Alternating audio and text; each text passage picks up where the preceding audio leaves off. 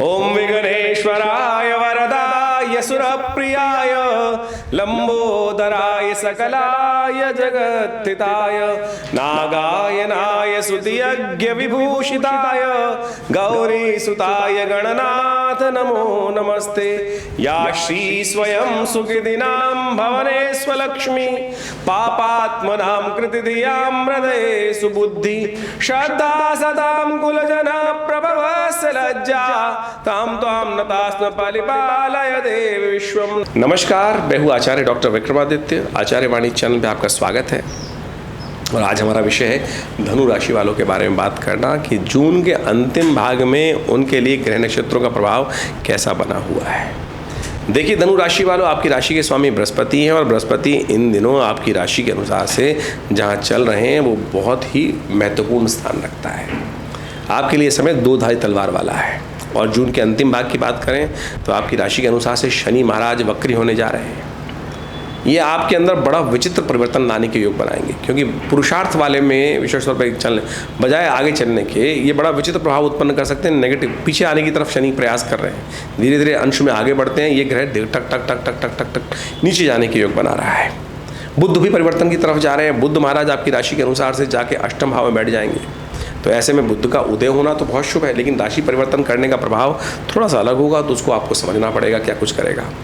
आषाढ़ का महीना आरंभ हो रहा है। आषाढ़ के महीने में बड़ा विचित्र प्रकार का पराप्रकृति की घटना घट रही है। पक्ष होता है, एक महीने में 2 पक्ष होते हैं और एक पक्ष में 15 दिन होते हैं। और इस बार आषाढ़ के कृष्ण पक्ष के पक्ष में 13 ही दिन हैं, 13 ही तिथियाँ हैं। 2 तिथि क्षय हो गई, लोप हो गई हैं।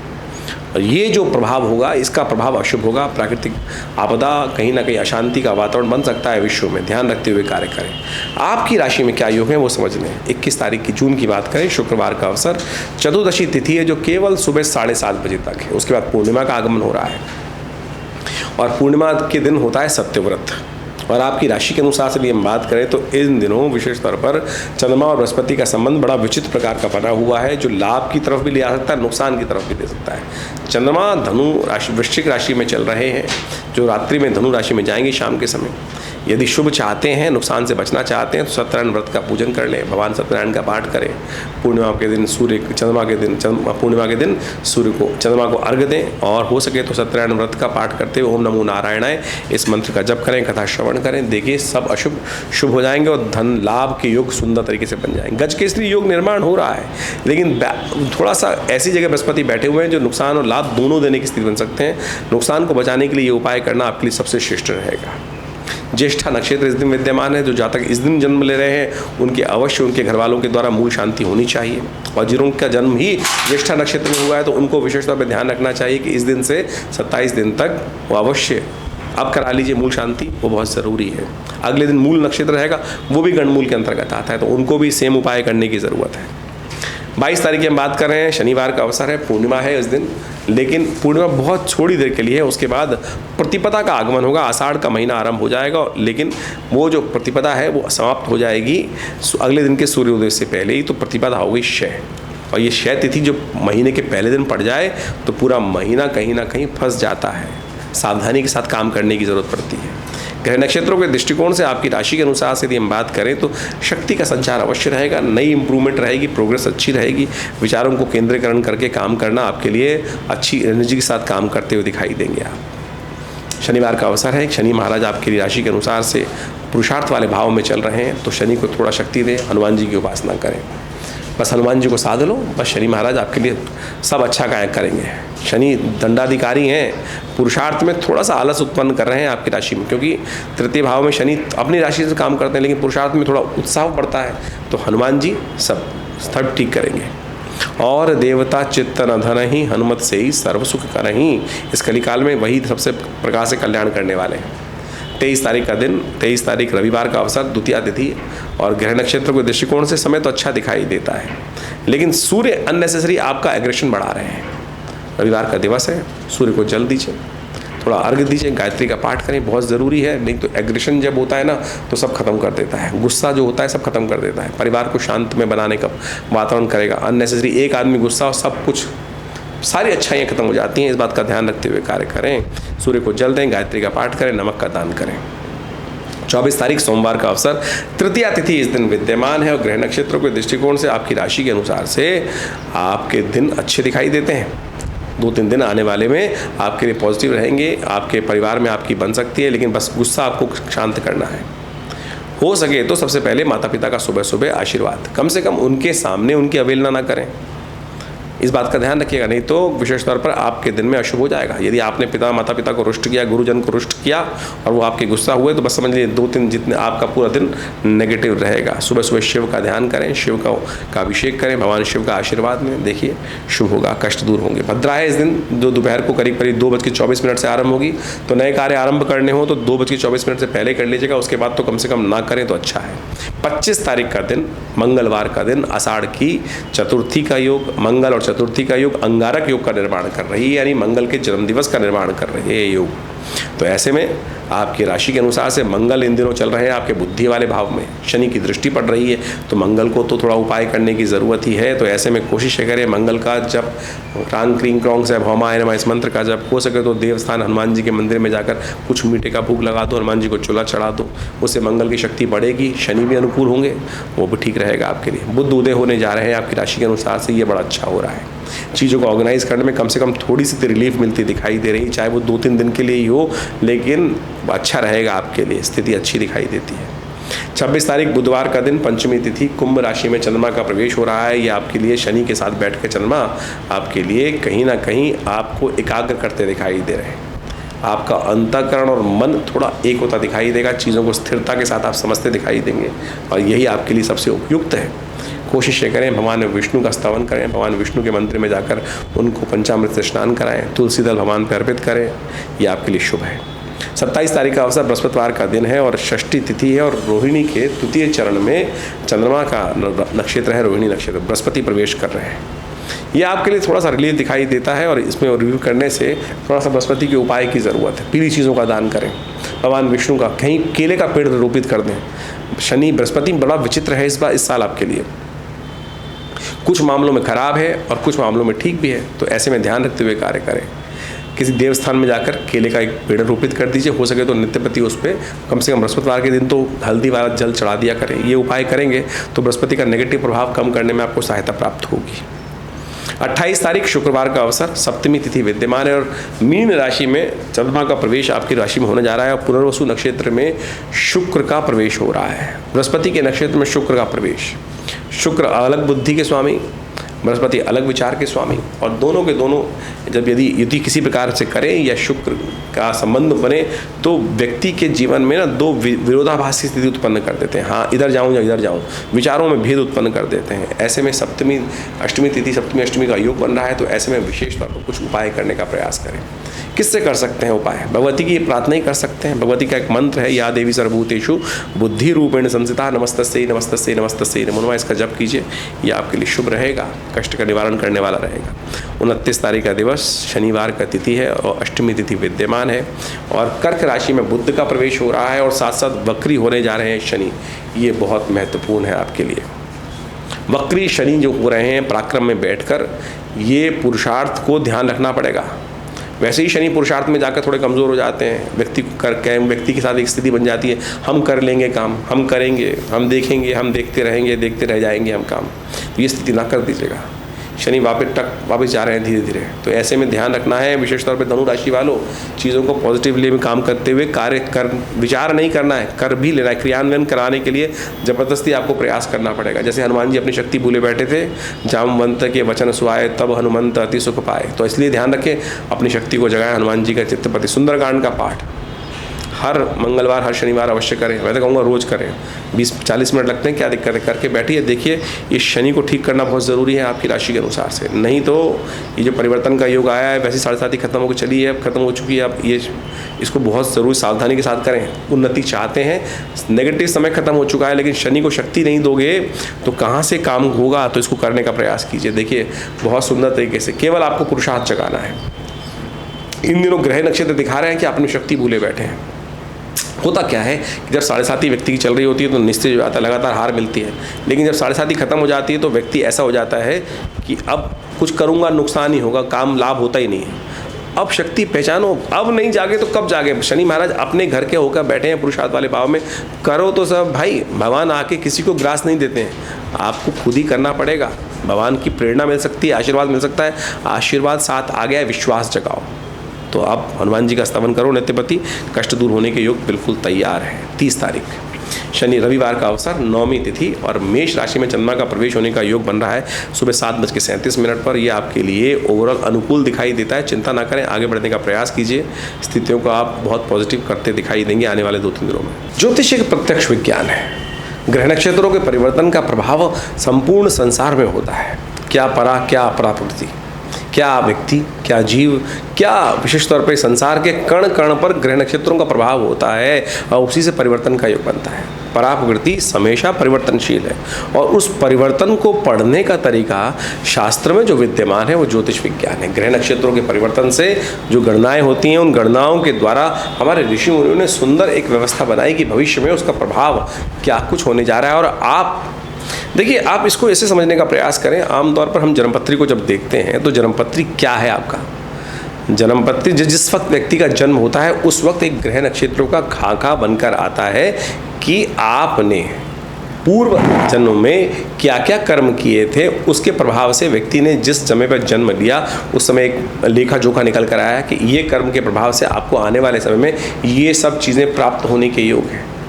और उस दिन से जब जन्म लिया तो यानी अब आप ये समझ लीजिए, जैसे आप एक इसको ऐसे समझें कि आप बैलेंस शीट बनाते हैं, सीए बैलेंस शीट बनाता है ना, 31 मार्च तक को ईयर एंडिंग में एक बैलेंस शीट बना दी गई और उससे क्या प्राप्त हो गया कि इस पूरे साल में क्या लेखा जोखा आया, क्या कमाई की, क्या लॉस हुआ और कितना अच्छा कार्य किया, आपके लिए सरप्लस कितना रहा, डेबिट कितना है, क्रेडिट कितना है, आपके खर्चे में क्या आगे आने वाले समय में क्या कुछ लेकर आ रहे हैं। तो वही प्रभाव है।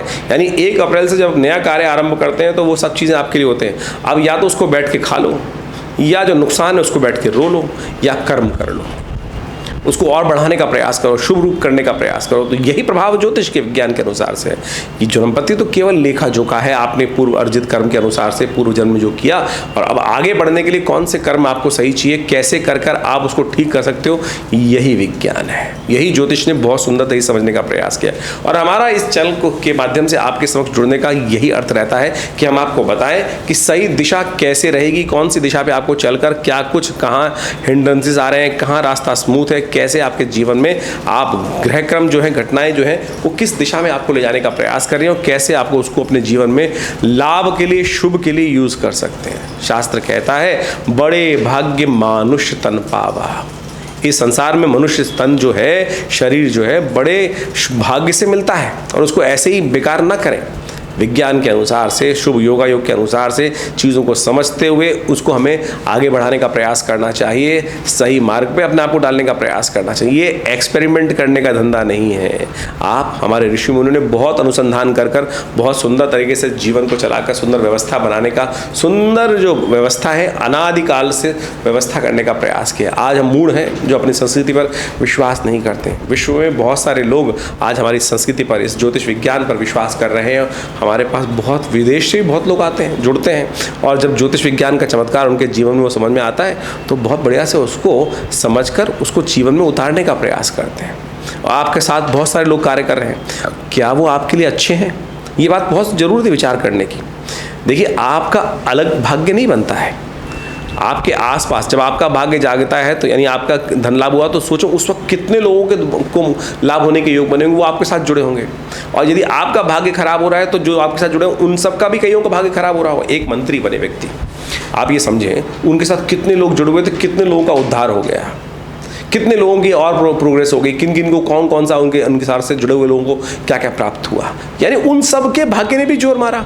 इसी प्रकार से हमें समझना चाहिए कि जो लोग हमारे साथ रह रहे हैं, हमारे साथ व्यवसाय कर रहे हैं, हमारे साथ काम धंधा कर रहे हैं, हमारे अनुचर हैं, क्या उनके भाग्य में कोई समय खराब तो नहीं। मैं आपको बहुत पुरानी घटना बताता हूँ। एक व्यक्ति था और एक लाला जी के पास काम करता था। ज्योतिषी जी महाराज गए और बोले महाराज इस व्यक्ति को हटा दो, इस व्यक्ति की आंखों में मुझे शनि दिखाई देता है। और लाला जी ने नहीं माना और वो व्यक्ति उसकी शनि की महादशा या कुछ खराब योग रहा होगा और पूरा बिजनेस व्यवसाय उन सब को लेकर कई बार से वो नुकसान करा गया। तो ये चीज़ हमें समझनी चाहिए। ऐसा नहीं है कि आपका ही भाग्य केवल जोर मारा है, आपका भाग्य तो जोर मारा है, लेकिन आपके साथ साथ और भी बहुत सारे लोग, जब शुभ होने वाला होता है तो सारे लोग आपके साथ शुभ जुड़ जाते हैं। एक घटना और बताता हूँ आपको, बहुत पुरानी घटना है और ज्योतिष विज्ञान के माध्यम से इसको समझना चाहिए। एक ज्योतिषी जी एक बार रेल यात्रा कर रहे थे और रेल यात्रा में जैसे पंडित जी जब जाते हैं पुराने ज़माने में तो वो व्यवस्था होती थी कि क्लास में सब लोग जनरल बॉडी में एक साथ बैठे होते जनरल बोगी के अंदर। तो पंडित जी को देख के एक व्यक्ति ने हाथ दिखाया। पंडित जी ने हाथ देखा और अच्छे मर्मज्ञ थे, विशेष तौर पर पामिस्ट्री के, उन्होंने देखा व्यक्ति की मृत्यु आ रही है। उन्होंने उसको थोड़ा शब्द शालीनता से समझाने का प्रयास किया, स्वास्थ्य का ध्यान रखा कुछ। ऐसे में दूसरे व्यक्ति ने और कहा कि महाराज मेरा भी हाथ देखो। जब उन्होंने हाथ देखा तो बाई चांस मृत्यु फिर दिखाई दे रही है। 3-4 लोगों ने हाथ दिखाया तो पंडित जी ने देखा कि सबके मृत्यु के योग बिल्कुल सन्निकट दिखाई दे रहे हैं। पंडित जी के दिमाग में कुछ खटका हुआ, उनको लगा कुछ अशुभ होने वाला है। वो अगले स्टेशन पर उतर गए। आगे जाके इस रेलगाड़ी का एक्सीडेंट हुआ। ये मेरे पिताजी ने मुझे घटना बताई और ये सत्य माने कि उन व्यक्ति जो पंडित जी थे उन्होंने पिताजी को खुद बताई थी ये घटना। तो ये सत्य माने, ये ज्योतिष विज्ञान इतना वृहद विज्ञान है, बहुत चीज़ों को सूक्ष्म दृष्टि से देखने का प्रयास करें। आपके साथ जो कार्य कर रहे हैं लोग, क्या उनका भाग्य साथ दे रहा है या वो आपके नुकसान करने के योग बना रहे हैं। देखिए, हम आगे बढ़ना चाहते हैं तो अपने साथ भाग्यशाली लोगों को रखने का प्रयास करें। तो ये भी हमको विचार करना चाहिए ज्योतिष विज्ञान के माध्यम से। तो ये सब चीज़ें ज्योतिष पर बहुत महत्वपूर्ण प्रभाव डालती हैं और इन सब चीज़ों को देखते हुए आपको आगे बढ़ने का प्रयास करना चाहिए। इन सब का सिद्धांत बड़ा चमत्कारिक है विज्ञान, ज्योतिष विज्ञान के माध्यम से। और ज्योतिष केवल ग्रह नक्षत्रों का हजारों प्रकार की विभिन्न हनुमान ज्योतिष, रामचरितमानस ज्योतिष, केवल शारीरिक समुद्र शास्त्र विज्ञान, पामिस्ट्री, अंक विज्ञान, इतनी प्रकार की ज्योतिष की शाखाएं हैं। वो सब की सब अपने आप में चला, चाहे पराशर ऋषि, चाहे जैमिन ऋषि, इन सब ने अनेक अनेक सिद्धांत सुंदर तरीके से विकसित करने का प्रयास किया। रावण ने अलग प्रकार की ज्योतिष लिखी, अरुण संहिता का अलग प्रकार की ज्योतिष, लाल किताब एक अलग प्रकार का विज्ञान चलती है। इन सबको सम्मिलित कर हम उन सब उपायों को लेकर, उन सब विज्ञानों को लेकर आपके समक्ष इस चैनल को रखने का प्रयास करते हैं। और जो भी आपको बताते हैं समझा कीजिए, उससे कहीं ना कहीं आपके जीवन में बहुत सारे लक्ष्य को प्राप्त करने के लिए, सही मार्ग को प्राप्त करने के लिए, सही समय का सही चुनाव करने में आपको सहायता प्राप्त होगी। भारतीय संस्कृति के लिए हमने ये विज्ञान का जो कार्य किया है, हमारे आश्रम में बहुत लगातार कई वर्षों से इस पर शोध चलता रहा है। विवेकानंद योग आश्रम, हमारे पिता आचार्य श्री केशव देव जी के सानिध्य में रहते हुए बहुत सारे करीब 40-50 से ऊपर ग्रंथों की रचना की गई, मुद्रा विज्ञान के ऊपर, ज्योतिष के ऊपर, मंत्र विज्ञान के ऊपर, कुंडलिनी विज्ञान के ऊपर। और उन सब ग्रंथों में बहुत बृहद रूप से भारतीय संस्कृति के बारे में हम सब लोगों ने शोध करके बताने का प्रयास किया है। मुद्रा विज्ञान के संबंध में तो बड़ा अद्भुत खोज हुआ और ऐसी ऐसी मुद्राओं की सृजन किया गया कि जो अद्भुत चमत्कार उपस्थित करती हैं। जो आप समझ लीजिए, कहीं मन शांत नहीं हो रहा है तो ये ज्ञान मुद्रा का अभ्यास, कान में दर्द है तो ये शून्य मुद्रा का अभ्यास, आपको बहुत सारी पेट संबंधित बीमारी रहती है, गैस ठीक होती नहीं है तो ये अपान मुद्रा का अभ्यास। इस प्रकार से ऐसी सहस्त्रों मुद्राएं हैं जिनके द्वारा, आंखों की समस्याएं हैं, आंखों में बहुत सारी समस्या रहती हैं तो ये प्राण मुद्रा। ऐसे में मुद्राओं के द्वारा ग्रह नक्षत्रों का प्रभाव भी होता है। ग्रह नक्षत्रों के प्रभाव को भी ठीक करने के लिए मुद्राओं का यूज़ कर सकते हैं। आपका बृहस्पति यदि ठीक नहीं चल रहा है, कमज़ोर है, तो उसके द्वारा ये मुद्रा, ज्ञान मुद्रा के द्वारा बृहस्पति की, ये बृहस्पति की उंगली है, इस मुद्रा का अभ्यास करके आप बहुत सुंदर तरीके से लाभ ले सकते हैं। नहीं आवश्यकता आपको नग पहनने की, नहीं आवश्यकता कोई और उपाय करने की, केवल इस स्विच को दबाकर आप बृहस्पति के पॉजिटिव इफेक्ट को ले सकते हैं। शनि यदि आपके जीवन में कष्ट दे रहा है, नेगेटिव प्रभाव उत्पन्न कर रहा है, तो पहली उंगली को, ये बीच वाली उंगली को, जो सबसे बड़ी उंगली है, मिडिल फिंगर को अंगूठे के बेस पे लगा देने से शनि के नेगेटिव प्रभाव को कम कर सकते हैं। ये अद्भुत देखा हुआ प्रयोग। ये दूसरी उंगली जो है वो शनि की उंगली मानी जाती है और शनि की उंगली को यदि अंगूठे के बेस पे लगा देंगे तो शनि का नेगेटिव प्रभाव कम करने के लिए अद्भुत योग बन सकता है। कीर्ति का योग बनना है। सूर्य कमजोर है व्यक्ति कुंडली में और सूर्य राजनीतिक क्षेत्र में आगे बढ़ने का प्रयास नहीं कर रहा है, तो अनामिका उंगली को अंगुष्ठ के अग्रभाग से लगा दे तो ये सूर्य के प्रभाव को बढ़ाने के लिए अद्भुत कार्य करती हैं। ये मुद्रा विज्ञान का चमत्कार है। तो ये सब शास्त्र में वर्णित है और हम अपने आश्रम के माध्यम से इन समस्त विज्ञानों को आपके समक्ष समय समय पर रखने का प्रयास करते हैं। समय समय बहुत सारे आध्यात्मिक कार्यक्रम भी विवेकानंद योग आश्रम में चलते रहते हैं। हर रोज़ करीब नित्य का प्रति 8 घंटे करीब यज्ञ रहता है। आप भी उन यज्ञों में सम्मिलित हो सकते हैं। हर रविवार को होने वाले इस यज्ञ में सादर तौर पे हम सबको सम्मिलित करते हैं। उस यज्ञ में सुबह 8 बजे से लेकर 10:30 बजे तक ये कार्यक्रम रहता है। बाकी विवेकानंद हॉस्पिटल योग प्राकृतिक चिकित्सा आयुर्वेद का एक बहुत बड़ा संस्थान है, भारत सरकार के साथ कार्य कर रहा है। पिछले करीब 30-35 सालों से ये संस्थान सुंदर तरीके से आयुर्विज्ञान के संबंध में, ज्योतिष विज्ञान, स्वास्थ्य विज्ञान के संबंध में अपना समस्त कार्य करने का प्रयास कर रहा है। तो और माँ भगवती दुर्गा का बहुत सुंदर शिव विग्रह यहाँ विराजमान है। उनके सानिध्य में बैठकर आप उनका दर्शन करें, यज्ञ करें। अभी विशेष तौर पर गुप्त नवरात्रि आरंभ हो रही है और ये बहुत अद्भुत योग रहेगा गुप्त नवरात्रि का।